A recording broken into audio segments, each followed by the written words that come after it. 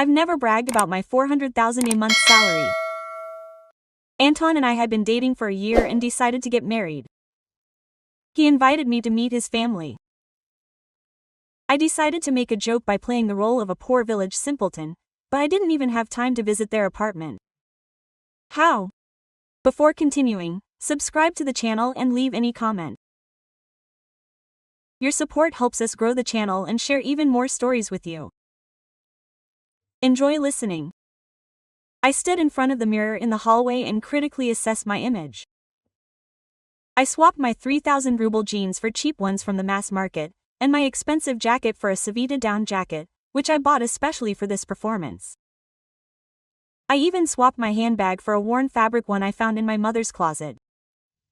Are you serious? Anton looked at me with bewilderment. Why do you need this masquerade, Vika? I want to see what your relatives are really like. I straightened Ratchet's simple hairdo. You yourself said that your mother is very selective in her relationships. In the year of our relationship, Anton never invited me to visit my parents. He always made excuses. Mom's sick, my parents are away, it's not the time. And now that we've decided to get married, a meeting has become inevitable. She's just cautious. The young man nervously adjusted his tie after my brother married, well, an unsuccessful marriage. I knew the story. His older brother, Maxim, got involved with a girl who, according to his family, was riding on his neck. The divorce was scandalous, with division of property and endless court proceedings. I understand. That's why I want to check. I took the groom's hand. Anton, I just want to know who I'm dealing with. If your family is willing to accept me only for money, then what kind of sincerity can we talk about? The young man sighed desperately. Anton worked as a programmer, earned a good income, but he didn't match my income. I managed the digital marketing department at a large IT company, and my monthly income was 400,000 rubles. It was the result of 10 years of hard work and constant self-education. But Anton didn't know that. He thought I earned like a regular manager. 100 rubles, tops. They're good people, they just worry about me. He put his arm around my shoulders. Mom really loves order and stability. Dad is more laid back, but Mom listens to him. That's why I want to understand what stability means to them, my wallet or my essence. We went to see them in Butovo in my car. True, not their usual Mercedes, but an old Solaris I borrowed from a friend. Anton was silent the whole way, occasionally casting worried glances at me. And if you don't like it, how will they behave? He finally asked. Then I'll tell you honestly what I think. I slowed down at a traffic light. Anton, we're going to get married. This means that your parents will become mine too. I need to know who I'm dealing with. Sometimes you're too principled, the young man sighed. Is that bad? No, that's probably why I fell in love with you. I smiled. Anton really loved me. I had no doubt about it, but family meant a lot to him.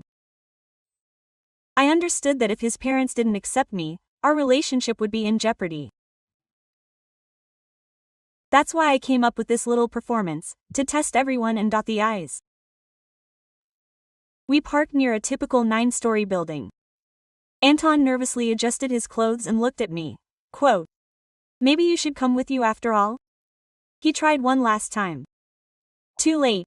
I grabbed my shabby handbag. We had already arrived. We walked up the stairs to the 6th floor. The elevator, of course, wasn't working. Anton was silent, but I felt his tension.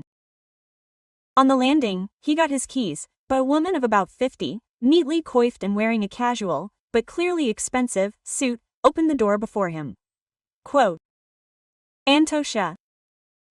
She hugged her son, looking me over his shoulder. And this is your Victoria? Yes, Mom. Meet Vika. This is my mother, Elena Borisovna. I extended my hand, trying to look a little shy. Nice to meet you. Anton told me so much about you. Come in, come in. Elena Borisovna gave me a quick, appraising glance. Undress. I took off my cheap down jacket, wearing a simple turtleneck from Austin underneath. Anton's mother looked me up and down, her gaze lingering on my boots, which, fortunately, were also not branded. Quote. Come into the living room, Vladimir Petrovich, she called into the apartment. They arrived. The apartment was an ordinary 3-room apartment, but well-maintained and well-furnished. Diplomas and photographs hung on the walls, and books and souvenirs from trips were on the shelves. The atmosphere was very cozy, even comfortable. A tall, gray-haired man emerged from the room, wearing casual trousers and a shirt, clearly an intellectual. Quote. Papa, this is Vika, Anton introduced me. Vladimir Petrovich. My father shook my hand. It's very nice to finally meet you. He seemed more approachable than my wife. His smile was sincere, without the appraising glance Elena Borisovna gave me. Quote. Sit at the table. The hostess gestured us into the kitchen. I've made your favorite pies, Antosha. At the table, the usual interrogation began, disguised as polite conversation. Elena Borisovna asked about my work, my family, and my plans for the future. I told him honestly about my parents. My mother works as a nurse at a clinic, and my father is a mechanic at a factory. I lied about my job, introducing myself as an ordinary manager at a small company. Quote, what about the salary? The woman asked bluntly. You see, it's important to us that Anton doesn't have to support the whole family. Anton blushed. Mom, what are you talking about? It's okay. I smiled. I understand your concern. I earn about 40,000. It's not rich, but it's enough to live on. Elena Borisovna and Vladimir Petrovich exchanged glances. I saw how she was mentally calculating our family budget. Quote, do you have an abbreviation? Is there any career growth? Anton's mother continued interrogating. I'm trying, but, you know, it's difficult without higher education connections. I played the role. I only have a technical school. In fact, I had 2 higher education degrees, economics and marketing, plus an MBA, which I got in absentia, already working for the company. And what city are Victoria's family from? Vladimir Petrovich joined the conversation. From Ryazan. My parents live there, in their own house. Small, but theirs. I see, Elena Borisovna nodded. We were thinking about children. Anton loves children very much. We talked about this with Anton many times. We both wanted a family, but not right away. At first, we wanted to live for ourselves. Of course, I replied. But you don't want to get on your feet in the first year. That's right, Vladimir Petrovich unexpectedly supported me. Family is responsibility. But Elena Borisovna, apparently, had already made up her mind. She became noticeably colder, answered in monosyllables, and then completely switched to her son, discussing some family matters. As if I wasn't there. Anton felt awkward, tried to include me in the conversation, but his mother persistently ignored any of my remarks. Towards the end of dinner, the woman got up from the table. Antonsha, help me clear the dishes in the kitchen. I was left alone with Vladimir Petrovich. He poured himself some tea and looked at me carefully. Don't be offended by Lena, she's just very worried about her sons. I understand, I answered sincerely. Any mother wants the best for her child. That's exactly it. After the story with Maxim, she became very cautious. The man sighed. His wife turned out to be such a sweet girl. And then what? It turned out that she had loans totaling 1.5 million. Maxim paid it all off, thinking it was just a temporary problem. Then it turned out she was gambling. More debts, and he paid them off again. When they divorced, she went to court to get half the apartment he'd bought with his own money. It was a sad story, and I understood the family's concerns, but something else upset me. It seemed they'd always considered me a potential problem. Muffled voices came from the kitchen. Anton was explaining something to his mother. She responded sharply but quietly. I listened intently, but couldn't make out the words. Quote, "Don't you doubt your son?" I asked Vladimir Petrovich. I mean in his ability to choose people. Quote. He smiled. Anton is a good boy. Maybe too trusting. He always sees only the good in people. Is that bad? Not bad, but dangerous in our world. The conversation in the kitchen was becoming increasingly tense. I heard Elena Borisovna raise her voice. Look at her. What is she like? A 40,000 salary, her parents go to technical school in the provinces. Mom, what does this have to do with it? Anton answered. I love her. Love is wonderful, son. And what will you live on? On your salary alone? And when will you have children? She is clearly not the type to bring any money into the family. I felt disgusted. Vladimir Petrovich became embarrassed, clearly realizing that I heard everything. Maybe we should go to the balcony? He suggested. Not worth it. I stood up, I already understood everything. Quote. Victoria, don't take it to heart. How else can I take it? I took my purse. Excuse me, but I'm going. At that moment, something fell loudly in the kitchen. Anton jumped out, red and disheveled. Vika, wait, don't. I headed for the exit. What happened? Elena Borisovna followed, wiping her hands with a towel, but there was not a drop of sympathy in her voice. We haven't finished talking yet. We've already discussed everything. I turned to her, and I understood your attitude towards me. What attitude? I just want to understand what kind of person is claiming to be my son's wife. Claiming. I felt anger boiling inside. Forgive me, but I'm not claiming anything. Anton and I just love each other. Love, the woman waved her hand carelessly. And then what? He will slave away to support both of you. And you will sit at home and give birth children or work for my measly 40,000. Mom, Anton tried to intervene. Not my mom, she snapped. I have the right to know who my son gets involved with. I've already seen how a life can be ruined because of a bad choice. I'm not your ex-daughter-in-law, and I have no debts. Not yet, Elena Borisovna smirked. And what will happen in a year, in two? You'll get used to a normal life. You'll want what you can't afford. And who's going to pay? Anton, of course. I work and provide for myself. 40,000 isn't providing for me, it's surviving. The woman spoke with increasing disdain. Look at yourself.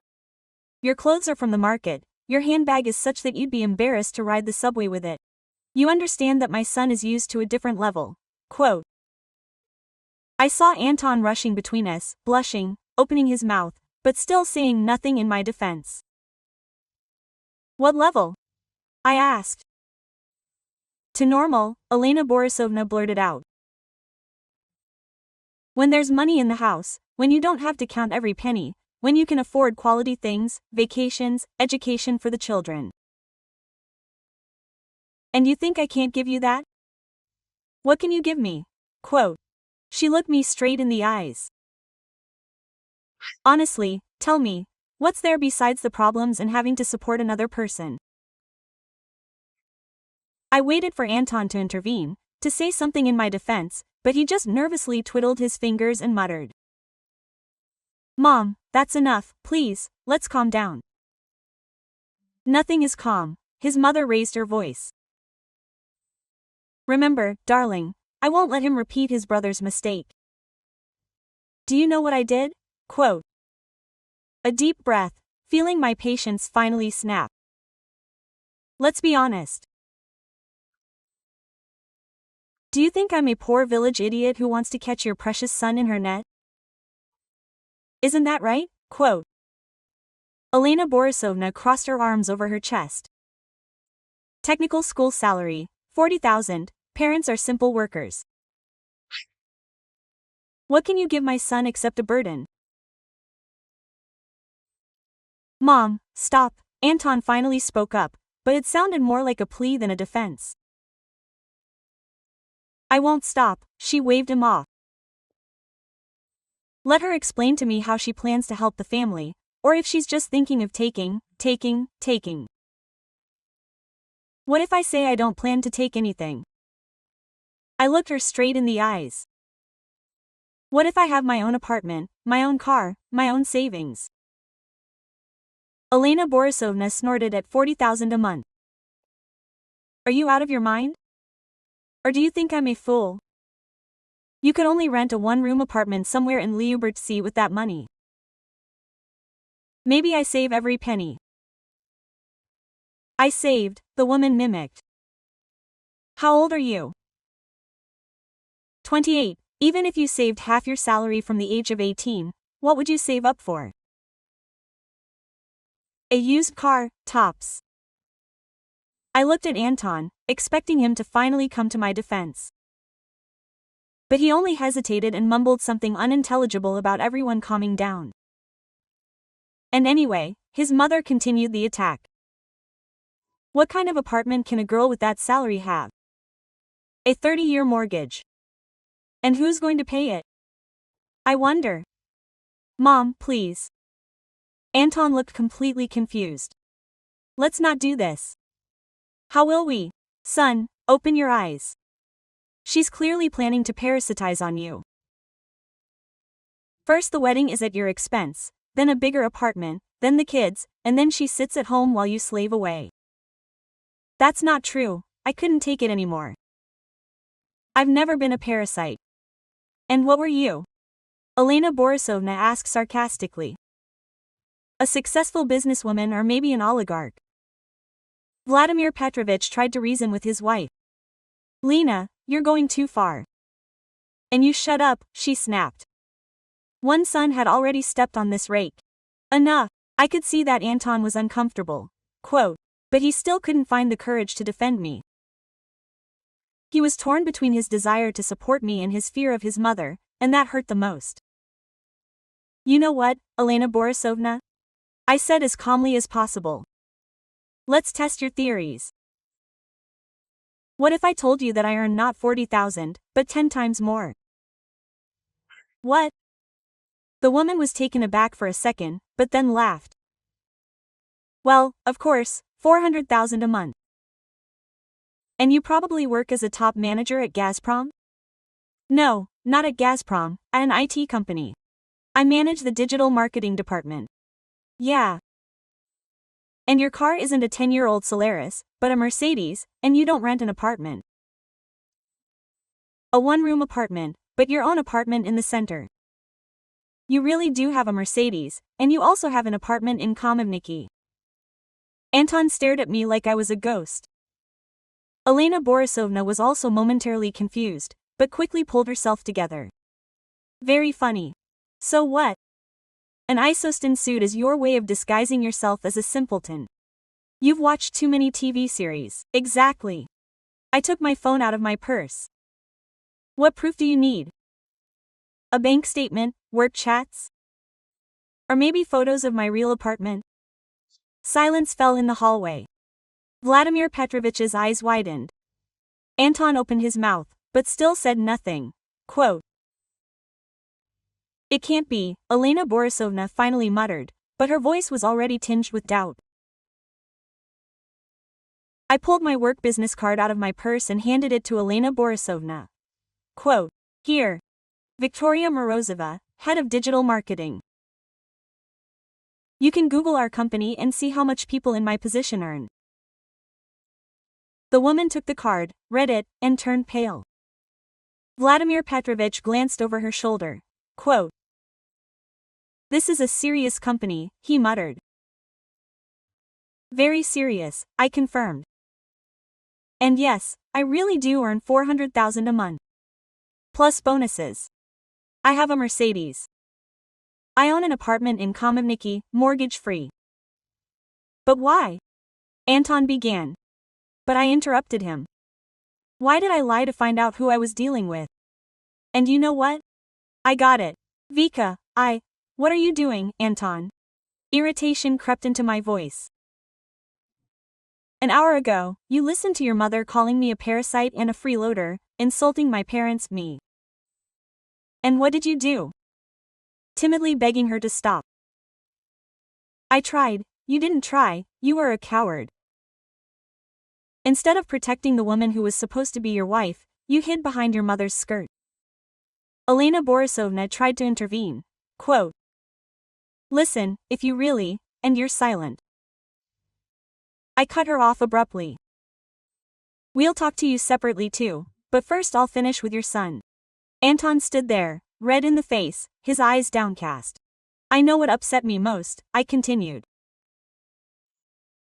It's not that your mother thinks I'm a gold digger, not that she insulted me, but that you allowed it. I need a husband, Anton, a man who will protect his family, not a wimp who's afraid of upsetting his mother. Vika, I didn't know that you didn't know I was successful. And what difference does that make? If I really earned 40,000, I would deserve this kind of treatment. If I really came from a simple family, I would be unworthy of respect. Of course not. Then why did you let your mother talk to me like I'm a beggar? Why didn't you tell her that you love me for who I am, no matter what my salary? Anton was silent, realizing that I was right. And now to you, Elena Borisovna. I turned to his mother. You spent half an hour explaining to me that I'm unworthy of your son because I don't earn enough. Now it turns out that I earn more than him. 4 times. What has changed in your attitude? Well, if you really are well off, stop. I raised my hand. That's the wrong answer. The correct answer is, I'm sorry, I was wrong. Judging a person only by their income. Elena Borisovna pursed her lips, clearly not wanting to apologize. Do you know what's the saddest thing? I hid the business card. I was ready to love my husband's family, ready to accept you as you are, ready to build a relationship, find compromises, but you immediately listed me as an enemy. We just wanted to protect our son, Vladimir Petrovich muttered. Protect him from what? From love, that's ridiculous. Do you know what you wanted? You wanted to protect him from responsibility, find him a wife who would support him, and at the same time remain nobly silent. That's not true, Elena Borisovna was indignant. Exactly. And you know what's the saddest thing? Your son turned out to be exactly the way you raised him, weak and dependent on his mother's opinion. I headed for the exit. Anton followed. Vika, wait. We need to discuss everything. There's nothing to discuss. How will you protect our children if you couldn't protect their future mother? How will you make decisions in the family if you're still afraid of upsetting your mother? I'll change.